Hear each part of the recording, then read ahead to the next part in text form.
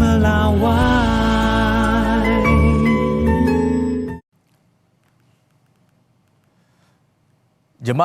Tiga jemaah haji Indonesia diberangkatkan menuju Mekah untuk menyusul kelompok terbang mereka. Ketiganya dievakuasi menggunakan ambulans milik Klinik Kesehatan Haji Indonesia Madinah setelah menjalani perawatan di Rumah Sakit Arab Saudi.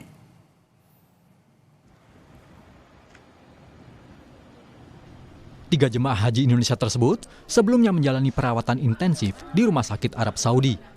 Setelah kondisinya dinyatakan stabil, mereka diizinkan keluar rumah sakit dan menyusul kloter mereka menuju Mekah.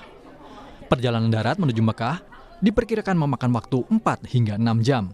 Selama perjalanan, standar keamanan medis tetap menjadi prioritas utama. Mereka pun optimistis dapat mengikuti rangkaian ibadah haji setelah berangsur pulih. Sangat optimis, jadi saya udah koordinasi sendiri sejak dari tanah air. Kalau something happen, saya juga udah beli kursi roda sendiri. Saya sudah pesan juga kereta, mana tahu, karena kita ini kan ibadah. Kalau bisa jangan menyusahkan orang lain. Insya Allah. Saya secara fisik dan psikis sehat. Pengen sembuh utamanya sih, pengen sembuh.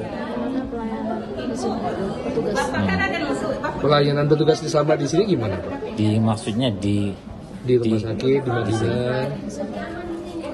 Baiklah, 7+ lah. Siap untuk ini Pak, umroh dan nanti di Al-Musnah? Insya Allah.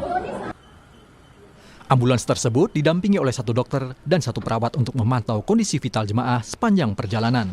Evakuasi juga mempertimbangkan aspek ibadah, di mana ambulans singgah sejenak di Bir Ali yang merupakan lokasi mikot. Di sana, para jemaah akan dibantu petugas untuk berniat ihram umroh wajib tanpa harus turun dari kendaraan mengingat kondisi fisik mereka.